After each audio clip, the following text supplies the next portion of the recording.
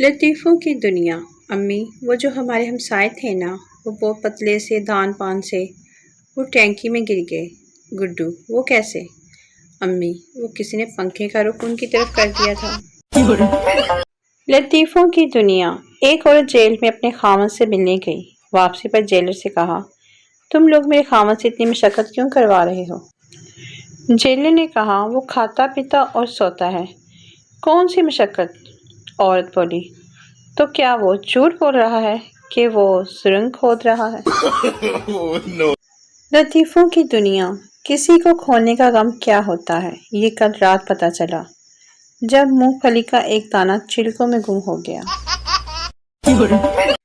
جو ایک شخص نے پرائم منسٹر سیکریٹریٹ کو فون کیا تو اس سے پوچھا گیا کہ آپ کی کیا مدد کی جا سکتی ہے۔ آدمی بولا: میں وزیر اعظم بننا چاہتا ہوں۔ جواب ملا: کیا تم پاگل ہو؟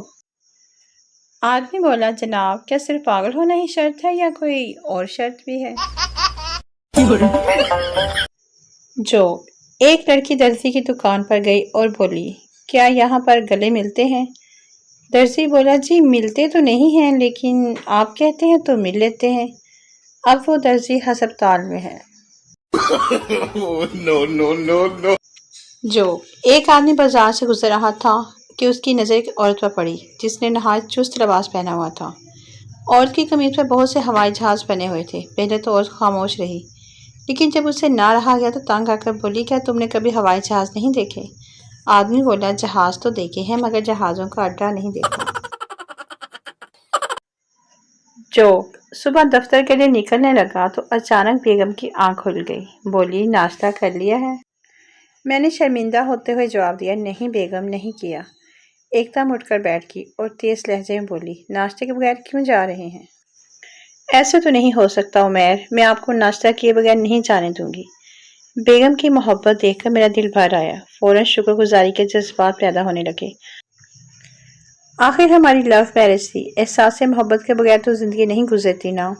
بیگم اٹھ کر واش روم میں گئی تو میں جلدی سے باہر بھاگا، بائک کو کک لگائی، اڑتا ہوا گیا اور حلوہ پوری کے ساتھ چنے لے کر واپس آ گیا۔ اتنی دیر میں بیگم کھانے کی میز پر آ گئی تھی۔ 6 مہینوں میں ہمارے بیچ اچھی خاصی انڈرسٹینڈنگ بن چکی تھی۔ ہم دونوں نے مزے سے ناشتہ کیا اور ایک دوسرے کو پیار سے دیکھتے رہے۔ ناشتے کے بعد بیگم نے چائے کا پوچھا تو میں نے گھڑی دیکھتے ہوئے جلدی سے کہا: بیگم، اب چائے کا وقت نہیں ہے، دفتر میں پی لوں گا۔ خدا حافظ کہہ کر جلدی سے باہر نکل آیا۔ پہلے ہی کافی دیر ہو گئی تھی، چائے بنانے لگ جاتا تو آدھا گھنٹہ اور نکل جانا۔ ابھی دفتر جا کر باس کے انڈرسٹینڈنگ کا بھی سامنا کرنا تھا۔